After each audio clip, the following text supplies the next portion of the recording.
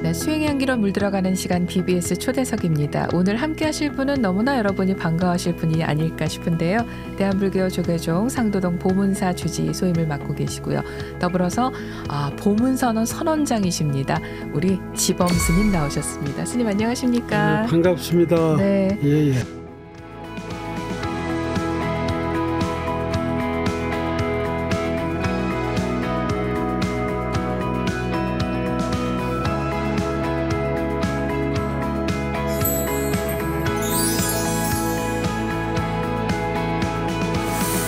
스님 초대석에는 저희가 좀 오랜만에 모시는 것 같아요. 그런 것 같아요. 자, 저기 오랜만에 오셨으니까 저희 애청자분들 그리고 시청자분들께 카메라 향해서 또 마이크 향해서 인사 부탁드리겠습니다.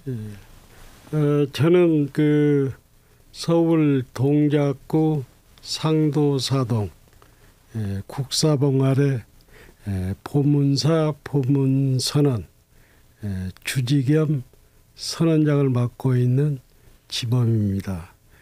늘 부처님의 가피와 깨달음을 얻으시기를 기원합니다.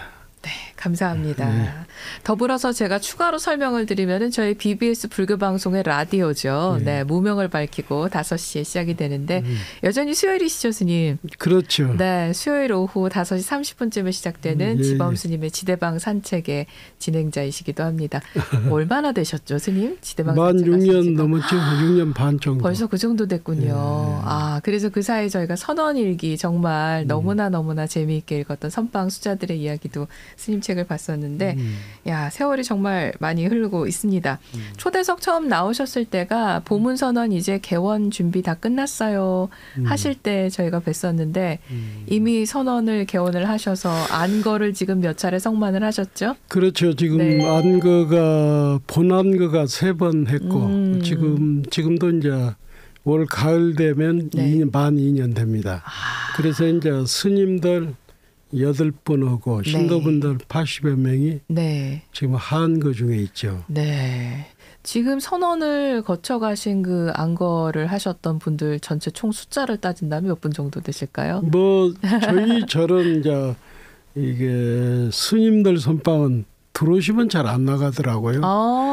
그래서 한 40분 정도가 이렇게 밀려 있다고 그래요. 어머나. 대기표 뽑으시고요. 어머나. 그래서 이제 앞으로는 삼진 아웃제들을 마련해서 2철 이상 사신 분들은 왜냐하면 저희들 그 선방 질 때 많은 그 납자분들이 그 해제비를 아껴가지고 140여 분이 동참을 했잖아요. 본인들도 동참했는데 좀 살고 싶다. 그런 압력이 많이 들어와요. 그러다 보니까 사는 분들한테는 미안하지만은 삼진 아웃제들을 마련했어요. 그 사실 저희가 이제 그 동안에 뭐 그 선수자 법회도 있었고 선사 법회도 있어서 저희가 라이브도 뭐 하고 그러다 보니 갔을 때 스님께서 이렇게 선방을 쫙 보여주시면서 이렇게 시설을 해놨다 구경시켜주시고 그러던 기억이 나거든요. 아무래도 뭔가 참선을 하고 안거를 하려면 어디론가 멀리 떠나야 된다고 생각하는데 도심 한가운데서 할 수 있다라는 거는 전혀 다른 좀 획기적인 그런 부분이 있지 않았을까 싶어요. 그래도 이제 제가 그 선방을 이렇게 오픈할 때 가장 그 염려스러웠던 것은 과연 서울 도시 한복판에 선사들이 올 것인가. 그렇죠. 그걸 걱정했는데 그것은 한낱 기우였어요. 의외로 이제 시설이 잘 갖춰져 있고 또 뒤에 국사봉도 있고 그러다 보니까 스님들이 줄을 섰습니다. 그래서 굉장히 그 처음 생각한 것보다는 훨씬 더 우리 보문사 보문선언이 좀 인기가 있고 또 밑에 그 제가자 선언도 저도 이제 원화첨에 공부하고 왔는데 거기도 의외로 사람들이 많이 오고 있어요. 그래서 이제 어떤 면에서 봤을 때는 한국 불교의 미래 또 지금 우리 절 시스템이 굉장히 좋다. 그리고 우리가 꼭 제사나 49제를 안 지내도 저리 운영할 수 있는 그런 시스템으로 지금 가고 있죠. 그러니까 주로 이제 수행 위주로. 네. 그렇기 때문에 어떤 그 앞으로 한국 불교의 모델이 되지 않을까 이런 생각을 하고 있어요. 워낙에 그 상도동 보문사 지범 스님 하시면은 여러 그 스님들을 잘 모시는 스님으로 그렇게 유명하고 워낙 또 잘 챙겨주시는 스님으로 또 유명하셨잖아요. 모르겠어요. 그래서 아까 말씀하신 많은 분들께서 해제비를 아껴가지고서는 선원을 짓는데 함께 또 동참을 하시고. 그렇죠. 140 몇 분이 예, 그렇죠. 그러셨다는 게 어떻게 보면 그런 수승한 공덕들이 모여서 만들어진 선원이기 때문에 또 많은 분들이 나도 좀 가서 삽시다. 나도 한철 잘 지내보고 싶습니다. 그렇게 말씀을 하시는 게 아닌가 싶네요. 그러니까 2층에는 이제 보통 30년 이상 평생을 선방에 다니던 네. 눈 푸른 납자들이 살고 네. 아래층에는 제가자 선언이 운영되니까 네. 항상 긴장감이 돌죠. 그리고 이제 저 같은 경우는 매주 화요일 날 네. 소참법문을 30분씩 하잖아요. 네.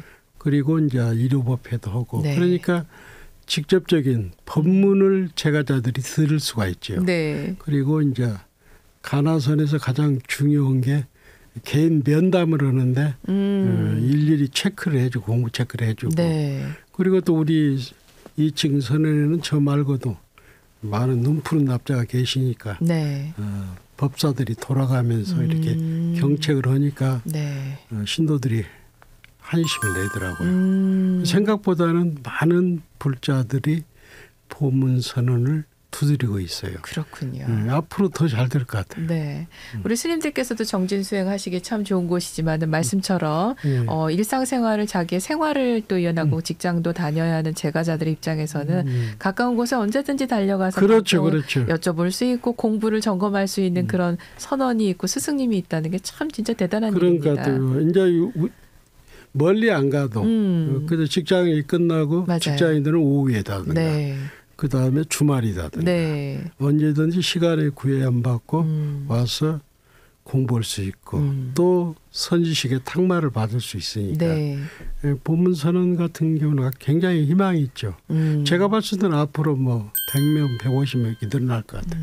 스님 말씀처럼 도심에서 수행과 어떻게 보면 나의 그 생활, 기도와 정진과 모든 것을 할 수 있는 그런 모델. 어떻게 보면 도심 속의 사찰에서 그 모든 것을 다 함께 진행할 수 있다면은 가장 좋지 않을까. 어딘가를 찾아가는 것도 좋지만은 이런 일상 속에서 할 수 있는 것들, 일일 수행으로 할 수 있는 것들을 좀 많이 좀 늘어났으면 좋겠다 싶습니다. 아마 견학 오시는 분들도 이제 점점 많아지시지 않을까 싶어요. 네. 우리 스님께서 이제 선원장이자 또 주지 스님이시지 않습니까? 예.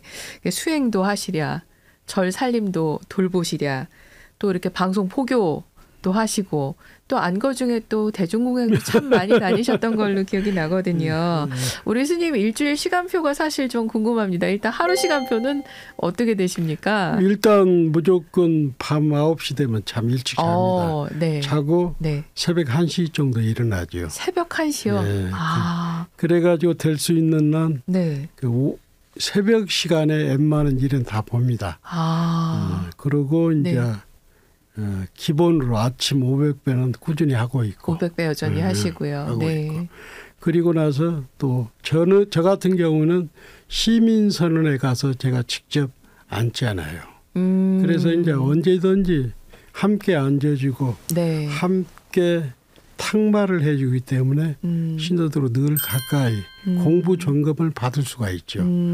그리고 하도 점검도 해주고 네. 아무튼 하루 생활이 정말로 눈코 틀 사이가 없습니다.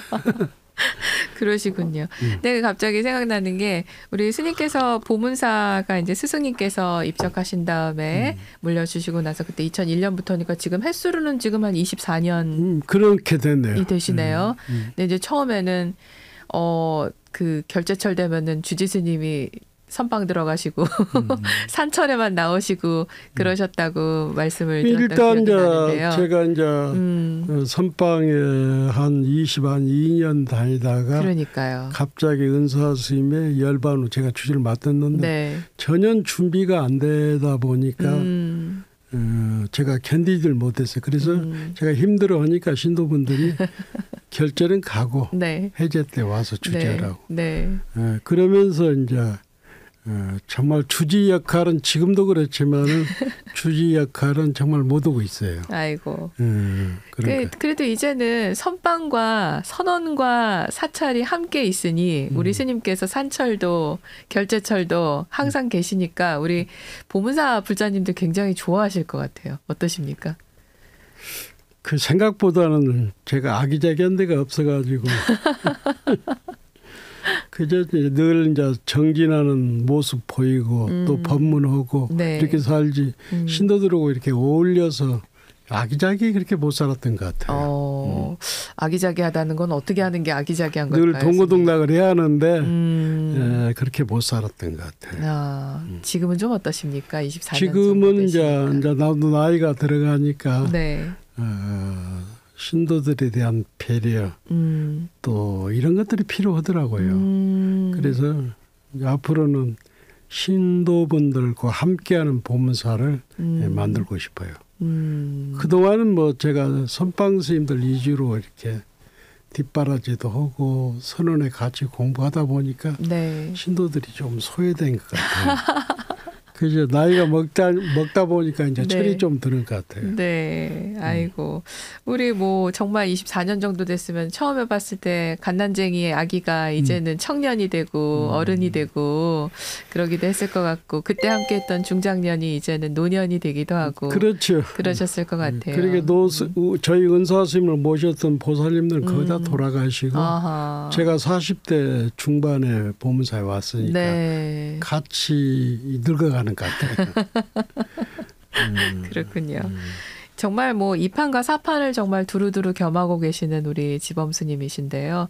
요즘 그 또 결제를 해서 또 뒷바라지 하시면서 지금 말씀하신 것처럼 함께 또 정진하고 또 점검을 해주시고 소참법문 해주시고 하면서 이번 철에 가장 중요하게 생각하시는 부분이 있다면 어떤 부분이 있을까요? 이번 철에도 마찬가지지만은 네. 수행자는 신심과 발심이 있어야 한다. 그래서 발심이 있는 곳에 하두가 있고 하두가 있는 곳에 발심이 있다. 발심이란 건 뭐냐면 내가 무상보리도를 깨쳐서 육도윤회를 끊고 생사해탈을 해야겠다. 그리고 그 인연으로 일체중생을 제도하리라. 이런 대발심이 있으면은 공부가 됩니다.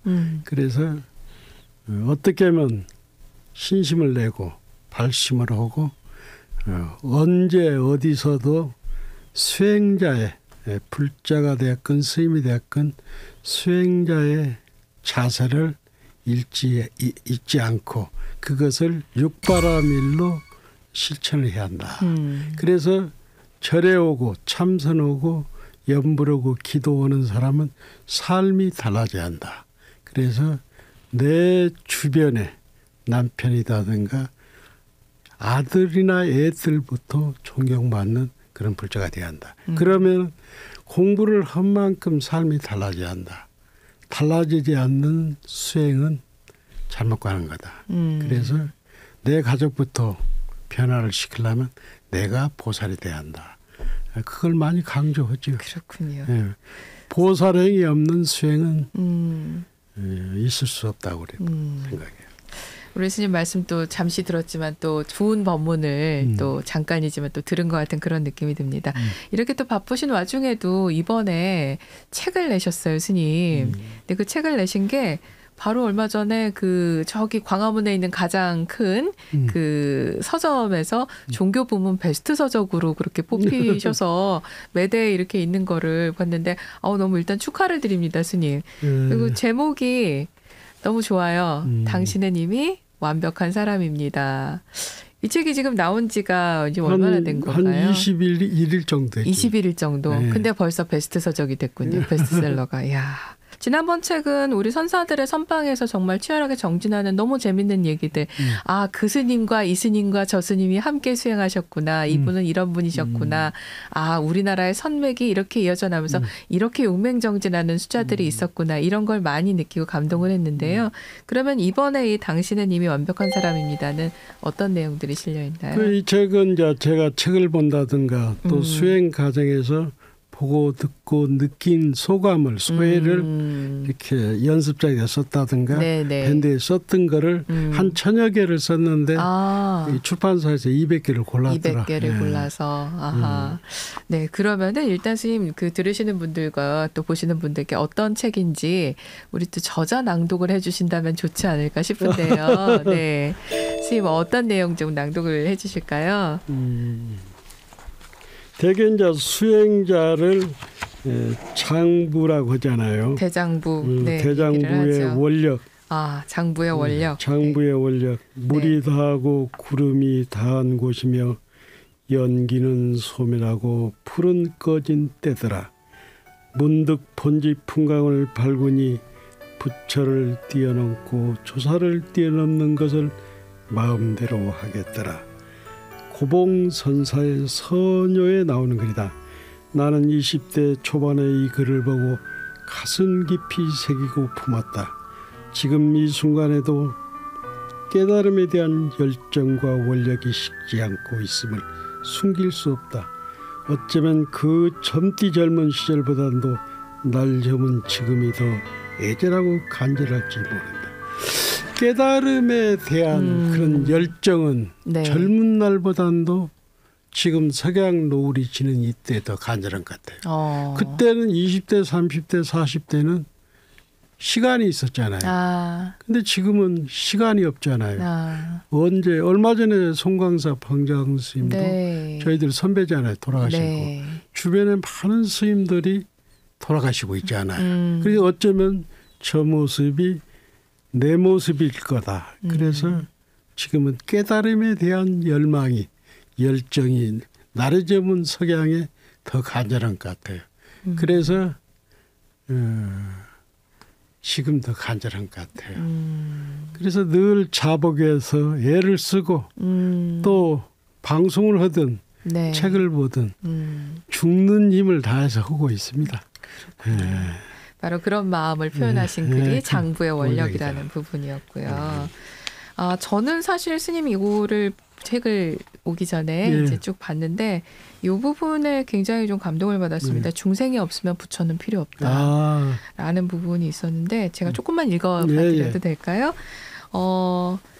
불교는 깨달음을 추구하는 종교가 아니라 깨달음을 실천하는 종교다. 화두는 그 사람의 바로 지금 현재다. 지금 무엇을 생각하고 실천하느냐에 따라 그 사람의 삶이 결정된다. 부처의 삶을 사는 사람이 부처다. 그렇죠. 네, 부처의 삶을 살지 않고 그냥 부처가 되겠다고 죽을 때까지 화두를 붙들고 좌복만 고집한다면 절대 부처를 이룰 수 없다. 설사 그렇게 해서 부처가 된들 그 부처는 이미 죽은 부처나 다름없다. 중생의 이야기를 들어주고 공감하며 희망의 메시지를 전달해 줄 수 있어야 한다. 자, 이 부분이었는데 저는 이 부분을 읽으면서 이게 지범 스님이 살아가는 어떻게 생활 방식이 나타난 글이 아닌가 생각을 했습니다. 그래요? 네. 어찌 보면은 선방에 들어가서 나의 깨달음을 추구하는 거 그걸 하나의 목표로 갈 수도 있고 그리고 또 뭔가 포교 쪽으로 갈 수도 있는데 이 모든 것을 다 놓지 않고 나의 수행과 도반들의 또 정진을 또 이끌면서 함께하면서 또 제가자들도 꼭 끌어안고 가시는 그런 부분들이 어떻게 보면은 요런 글에서 비춰지는 게 아닌가 그런 생각을 했거든요. 돌아가신 그 오연 스님께서도 한국 불교는 자불은 많아도 살아있는 부처는 적다고 그랬죠. 그래서 저는 그 개인적으로 멘토가 오연 스님인데 스님의 가르침을 저는 많이 받고 비록 스님은 몸을 떠났지만은 늘 가르침을 새기면서 이렇게 살아오고 있습니다. 그래서 여기 중간에 보니까 그 요즘 선방에는 앉아있는 좌불은 많아도 자비와 지혜를 나누며 살아있는 선사는 드물다라는 글이 있어서 저도 이 부분이 또 눈에 딱 들어와서 표시를 해놨었거든요. 스님 말씀을 들으면서 또 책을 저도 읽으면서 저도 뭐 불교 방송에서 방송을 통해서 포교를 하는데 뭔가 좀 역할을 하고 있다고 좀 생각을 하고 더 노력을 해야 된다고 생각하지만은 제대로 하고 있는가를 한 번씩 좀 점검을 해봐야 되겠다라는 그런 생각을 또 하게 됐습니다. 그러니까 쉽게 말해서 일선 첨단에서 지금 불교 포교 활동 하고 계시는 것 같아요. 장수현 아나운서도. 그러게요. 그리고 또 재밌었던 게 절 도깨비라는 글이 있어서 예, 여기에 그 부분이 너무 재밌었어요. 왜 뭐 많이 하는 얘기죠. 경전에 나온 비유기도 똑같은 물이라도 소가 마시면 오유가 되고 그렇죠. 뱀이 마시면 독이 된다. 여기까지는 그렇지 했는데 마지막 부분이 똑같은 법문을 들어도 어떤 이는 발심해서 부처가 되지만 평생을 절에 다니면서도 발심하지 않고 공부하지 않으면 절 도깨비가 되어 이간질만 한다.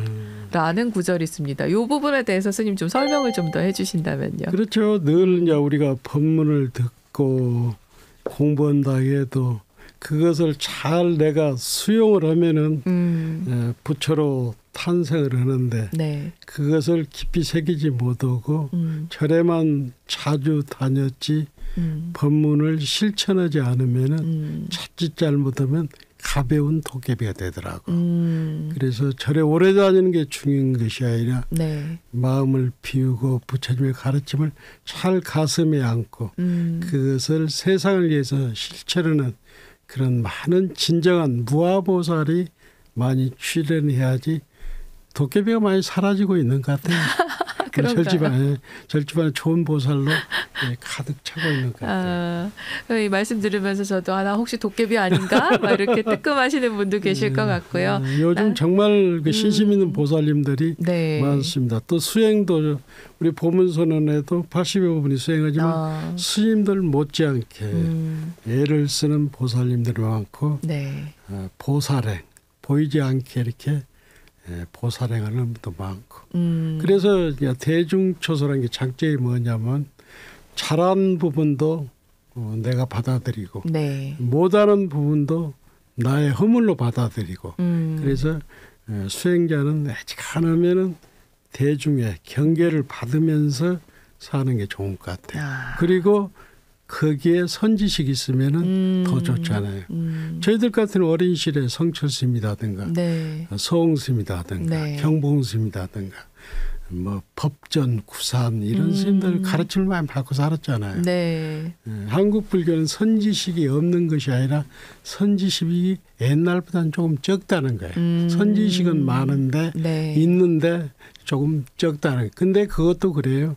내가 참으로 비어있고 내가 참으로 깨달음에 대한 원력이 있다면 그 선지식은 선지식이 산에만 있는 것이 아니라 가족을 통해서 친구를 통해서 부모님을 통해서 선지식을 늘 만날 수가 있죠.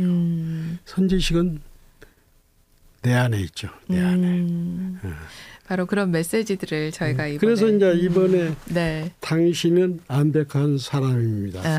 그냥 이 제목도 제가 이제 봄에 육조단경을 강의를 했는데 네. 육조단경의 핵심이 자성진불이라. 우리에게는 우리의 자성에는 부처님과 똑같은 부처님이 있는 거다. 네. 그래서 사람은 누구나 이미 완벽한 사람이라는 거예요. 그래서 이 제목도 당신은 이미 완벽한 사람입니다. 누구나 누구에게나 자성이 있고 그 자성이 진불이다는 얘기다. 그래서 이 생각들이 나의 생각들이 출판사하고 맞아 떨어져 가지고 네. 이 제목을 이렇게 짓다 보니까 다들 좋아하더라고. 그러게요. 네. 네. 자, 우리 스님 말씀처럼 물론 뭐 방송을 통해서도 그렇고 스님의 법문을 통해서도 그렇지만은 이번 책을 통해서도 말씀하신 것처럼 내가 완벽한 그 존재인 것, 내가 그렇죠. 바로 부처님이라는 거를 발견을 하시고 지금까지 내가 도깨비인 줄 알았다면은 이젠 그 도깨비의 껍데기를 좀 벗어 던지시는 그런 시간들이 좀 되실 수 있다면 좋을 것 같습니다.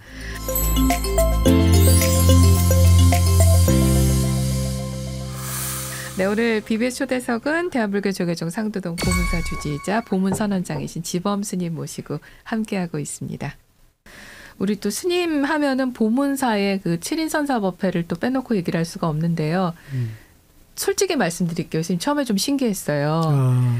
죄송합니다. 이렇게 보면은 큰 사찰에서 큰 법회를 열면서 선사 초청 대법회를 하잖아요. 근데 그런 데서 뵙게 되는 그 스님들의 법명을 상도동에 있는 보문사라는 절에서 법회를 하는데 그분들이 다 나오신데 처음엔 너무너무 신기하고 보문사는 어떤 절일까 했던 그런 기억이 있거든요.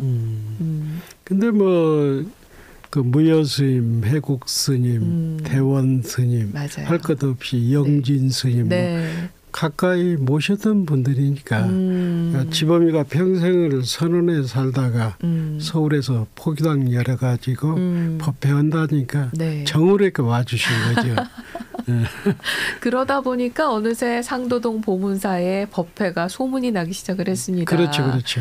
야, TV에서도 만나기 힘든 그 스님이 거기 가면은 법회에 오신대. 아마 그래서 보문사 신도가 아니신데도 찾아오시는 분들도 상당히 많으셨을 것 같아요. 굉장히 많았고 또 문강 스님, 자연 스님 이런 분들도 준환 스님, 젊은 스님들도 많이 다 지나갔잖아요. 근데 보문사 오면은 스타가 된다고 그래요. 맞아요. 그 유명한 스님이 되시려면 보문사 법상에 앉아야 된다라는 얘기가 농담처럼 그리고 이제 저 하셨는데. 같은 경우는 법사 스님을 부처님처럼 모시려고 노력하고 있고 최선을 다해서 법회 준비를 하죠. 법회가 있으면은 한 100일 전부터 기도를 하고 법회 원만한 해양을 위해서 홍보도 많이 하잖아요. 저 같은 맞아요. 경우. 이리 뛰고 저리 뛰고. 저 같은 경우에는 스님이 이렇게 직장을 다니는 사람이잖아요. 그러다 보니까 나와 시간이 사실 맞아야지 갈 수 있는 그런 부분들도 많이 있거든요. 요즘 개인적으로 저는 또 그 불교계에서 이벤트가 많이 있을 때는 저도 이벤트가 많이 있는 그런 그 시즌이기 때문에 실질적으로 못 가기다 그러는데 그런 분들 입장에서는 온라인으로 언제든지 접할 수 있는 게 참 좋은데 그 뭐랄까 디지털 카메라로 사진을 천장 만장 찍으니까 뽑는 게 별로 없어요, 스님. 남는 게 없고. 근데 막 힘들게 막 어렵게 필름 카메라로 찍어서 하나 건진 사진은 참 기억에 남는데 약간의 그런 느낌이 저는 좀 있거든요. 스님은 어떻게 생각하십니까? 그러니까 온라인 법회가 이미 아주 활성화됐잖아요. 그렇죠. 그래서 그런 법회 쪽으로 당분간 계속 갈 것 같아요. 시대는 거스를 수 없다. 시대는 거스를 수 없는 것 같아요. 그러니까 지금 선방 스님들이 어느 곳에서 대법회를 해도 사람 모으기가 그만큼 어려워요. 제 경우는 보니까 문강 스님 같은 경우는 그래도 좀 모아지더라고. 이렇게 현장에서 사람을 모을 수 있는 그런 스타가 지금은 없어요. 안타까운 거지. 선생님 그러면은 이제 앞으로 아무리 온라인으로 뭘 한다 하더라도 그래도 모여야 되잖아요. 현장감이 아무리 온라인이 이렇게 활성화 된다고 해도 실제로 보고 듣고 만나고 소통을 해야 아주 그 뭔가 친해지잖아요. 그런 것들이 아쉬운 거죠. 그 법회도 그렇고 도반들과 이렇게 자복 놓고 껴 앉아가지고 함께 박수 치면서 듣는 그 느낌도 중요하고 그다음에 참선이나 이런 건 특히나 수행하는 거는 유튜브 뭐 보면 명상 프로그램 너무 잘 돼 있거든요. 근데 그거 혼자 보면서 집에서 하는 것도 좋긴 하지만은 말씀하신 것처럼 아까 점검을 좀 받아야 되고 그래야 또 발전이 있고 한데 이런 부분에 있어서는 좀 그래도 절에 열심히들 좀 나오셔야 되지 않을까 다행히 우리 보문사 싶어요. 선언 같은데 제가자 선언 같은 제가 화요일 날 법회를 하잖아요. 생각보다 꽉 찹니다. 그래서 그 법문을 듣고 하도 점검을 받고 그러면서 열기가 좀 대단합니다. 다행이지요. 그러게요. 그런 곳이 그리 쉽지 않죠. 맞습니다. 많은 곳에서 좀 그렇게 많은 분들이 좀 많이 모이시고 새로운 방식으로 또 공부를 하시면서 다시 또 그것이 절로 찾아서 함께 모이시는 방식으로 그렇게 좀 갈 수 있었으면 좋겠어요. 혼자 하는 공부는 좀 외로운 것 같아요. 그 외롭고 또 특히 이제 한국 불교의 전통인 가라사는 하도 공부는 선지식이 없이는 공부가 어렵습니다. 늘 점검을 받아야 합니다. 1:1 점검을 받아야 합니다. 그리고 도반들하고 같이 공부야 공부가 향상이 되지 혼자 공부는 어려운 공부가. 그래서 공부에 힘을 딱 얻었을 때는 혼자 해도 되지만 어느 정도 가기까지는 공부에 힘을 얻기 전까지는 선지식과 대중이 필요해요. 맞아요. 우리 스님 그 무문관 들어가셨을 때 어떻게 보면 그 공부를 하던 와중에 이제 혼자서 뭔가 정말 깨보겠다라는 마음으로 가시는 게 무문관이잖아요. 저도 이제 시행착오를 많이 했는데 빨리 깨쳐서 일타스님, 성철스님 같은 큰 도인이 되어야겠다. 그런 것들은 젊은 날에. 그런데 이 공부는 대원력과 신심이 없으면 생사해탈을 해서 부처님이 이대하는 것은 부처님이 깨달음을 얻어가지고 45년 동안 그 깨달음을 중생을 위해서 실천했잖아요. 네. 그래서 이대한 거죠. 그러니까 저도 젊은 날에 빨리 깨쳐서 큰 스님 노릇 해야 하겠다. 요것들이 이제 공부가 안 된 거야. 지금 생각해 보면. 아하. 그래서 대신신과 대원력 중생을 위한 네. 자비심이 없으면 이 공부는 진전이 없습니다. 그렇군요. 우리 스님 그 출가를 하신 지가 굉장히 좀 일찍 출가하신 그렇죠. 걸로. 47년 됐더라고요. 47년. 네. 불교를 만난 지는 50년. 50년. 네. 그 요즘 화제가 되는 게 뭐 그래도 좀 있었지만은 어머니께서 출가할 때 집생각 말고 서산 스님 같은 큰 도인이 돼서 이 어머니를 좀 구제해 다오라는 말씀을 그런 하셨다는. 시절이 있었죠. 네. 제가 이제 몇 군데 선방을 다니다가 네. 고창 선우사후에 도소람에 있을 때 그때 네. 지금 봉은사 선원장하는 간도 스님, 그다음에 신흥사 주지를 했던 우성심이라 사는데 가을 늦가을에 결제가 입학했는데 네. 아들이 고향 근처 암자에 있다니까 어머니가 밤에 올라오신 거예요. 아하. 올라오셔가지고 한다는 얘기가 돈 3만 원을 주면서 네. 서산 스님 같은 대도인이 되고 이 불쌍한 애미를 꼭 구제해달라고 그래요. 아. 저는 그게 이제 어머니고 마지막이었죠. 제가 자신이 깨달음을 얻지 못하고 도가 없으니까 어머님한테 갈 수가 없더라고. 제가 해의사 공부하는데 어머니 찾아왔는데도 제가 산으로 숨었죠. 아. 대전 무문관 갈 때도 바깥에서 어머님한테 인사를 하고 뵙지를 못죠. 돌아가셨어도 네. 그 당시에는 스님들이 부모님이 돌아가셨는데 초상을 크게 치고 부고를 한다는 것이 저희들은 성철스님이나 해암스님한테 그렇게 안 배웠거든요. 그래서 정말로 잎에 딱 혼자 놓고 49세 지냈고 제가 주지하면서도 친도들한테 알리질 않았어요. 아. 그래서 지금도 이제 어머니의 그 한마디가 지금도 이렇게 나이가 내일 모레 70이지만은 네. 지금도 나를 죽비로 치고 있는 것 같아요. 빨리 깨달음을 얻어서 저 영천에 떠들고 있는 어머니를 구제해야 할 텐데 급하고 급합니다 지금. 어머니가 하도죠. 어머니가 하도입니다.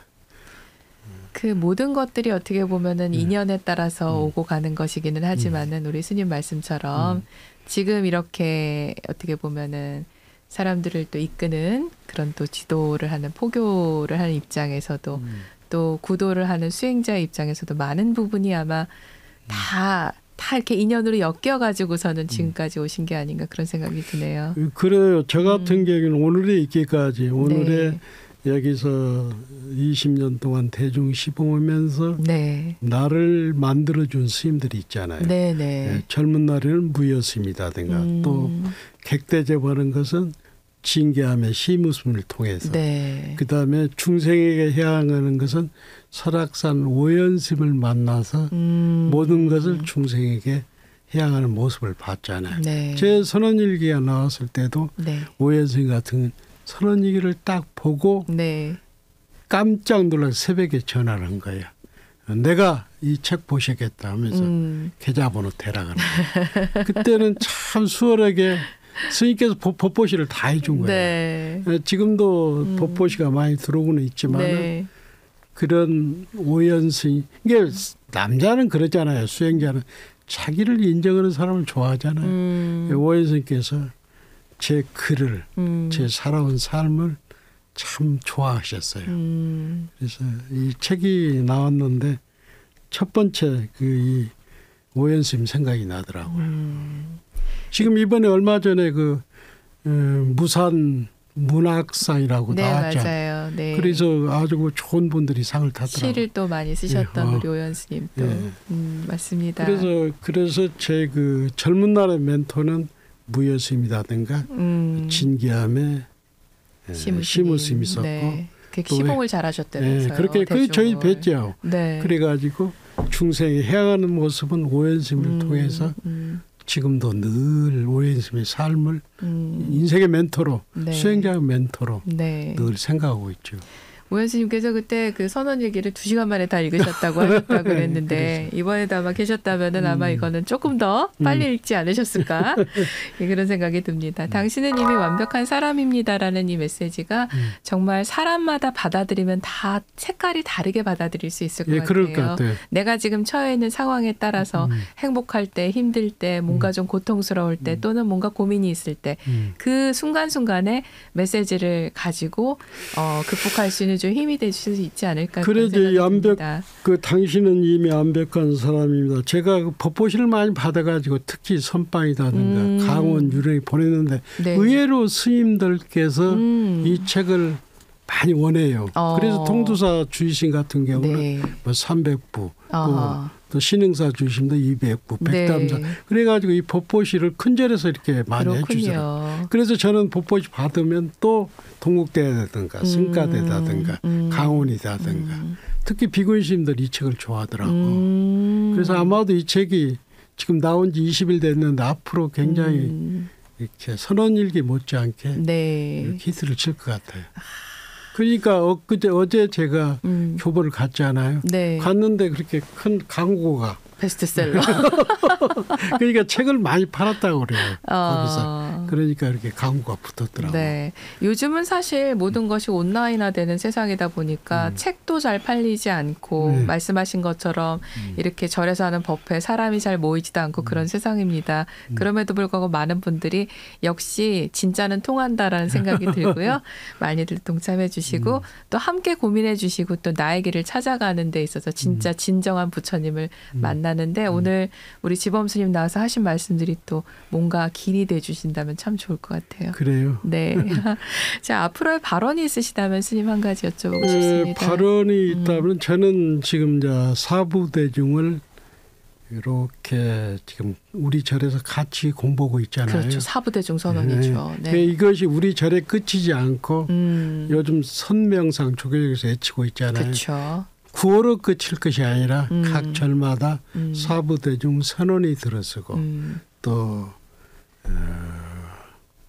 9호에 그치는 선명상보다는 실질적으로 선이 우리들의 삶을 바꿀 수 있는 행복을 가져다 줄 수 있는 이런 선이 돼야 한다. 9호가 크다 보면은 이게 소리로 그치는 경우가 많아요. 실질적으로 선은 말이 없는 어느 문자가 끊어진 게 선 아닙니까? 맞습니다. 그 어느 문자가 끊어진 자리에서 파냐자비가 피어나는 게 선이잖아요. 그래서 959 이거 좋지 않습니다. 네. 그리고 우리 전통적인 하두 참선이 이름이 사라지면 안 됩니다. 1000년, 1200년 동안 내려오는 네. 우리 가라선 하두 참선이 전통과 새로운 선명상이 복합 접합을 해야 합니다. 그래서 옛날 것을 배제하고 새롭게 선명상만 주장하는 것은 뿌리가 없어요.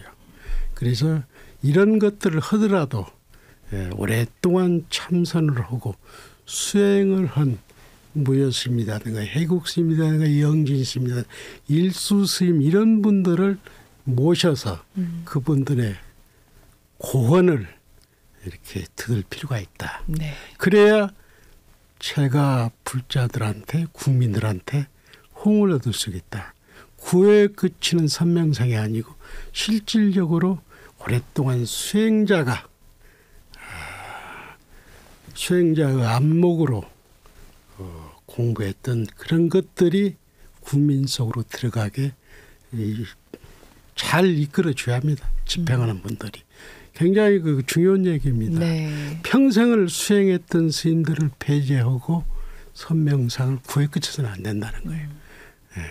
알겠습니다. 무슨 얘기인지 알겠죠? 네. 우리 스님 말씀처럼 정말 언어도단의 경지에서 자비가 나오는 것이고 그렇죠. 그리고 우리가 전통적으로 1200년이 넘게 가져온 그 전통이 왜 있는지를 정확하게 알아야 된다는 그 말씀 그것을 바탕으로 우리가 만들어가는 것이 필요한 것이지 배제하고 가는 것은 아니다라는 그 말씀 마음에 새기고 함께 하도록 하겠습니다. 무거운 얘기지만 가볍게 받아들였으면 쓰겠어요. 네. 함께 하겠습니다, 스님. 네. 자, 오늘 BBS 초대석은 상도동 보문사 주지이자 보문 선원장이신 지범 스님 모시고 함께하고 있습니다. 네, 이번 순서는 사랑하는 벗에게라는 순서인데요. 저희가 살아가면서 인생 속에서 스승, 도반, 친구, 신도님들 길 가다 만난 사람도 있을 수 있고요. 수많은 사람들이 있습니다. 그중에서 스님께 여쭙겠습니다. 지금 이 순간 떠오르는 내 인생의 한 사람을 꼽는다면 그 사람은 누구입니까? 지금 그 지리산 네. 진기암 선언에서 무문관에서 네. 대중을 시봉하고 있는 네. 시무선사. 아. 시무선사. 그분은 이제 일찍이 춘성 스님, 구산 스님을 시봉했고 그 다음에 태백산 각하사에서 견처 쉽게 말해서 공부에 등력을 하셔가지고 네. 부산에다가 조그마한 함사를 창건해가지고 저희들이 어린 시절에 20대 후반에서 30대 초반 그 절에 들락날락했는데 스님께서 주지를 하면서도 고향주도 없는데 대중을 시봉하고 객스님을 모시는 법, 중노를 하는 법, 하도 들은 법 이러고 이렇게 그런 것들을 말이 없이 손수 이렇게 몸으로 보여주시고 어느 날 떠나서 지리산 진기암 무문관 토굴에서 20년째 대중 시봉을 있습니다. 고향주도 없는데 손수 밥을 짓고 그러면서 진기암 무문관이 잘 되고 있어요. 그래서 그 지리산 도인이라고 이렇게 저희들이 평하는데 네. 보기만 해도 한심이 나고 저희들이 힘들고 어려운 시절에 중노릇이 이런 거다. 대중시봉이 이런 거다 하면서 저희들에게 솔선수범해 계셨던 형 같고 도반 같고 선지식 같은 진기암 시무선사가 가장 생각이 납니다. 우리 스님께서 항상 말씀하시는 많은 그 스승과 도반 중에서 바로 또 소중한 한 분, 멘토라고 하셨던 바로 그분이네요. 네, 자, 우리 스님의 내 인생의 한 사람은 오늘도 저기 진기암에 계시는 네, 시무선사였습니다.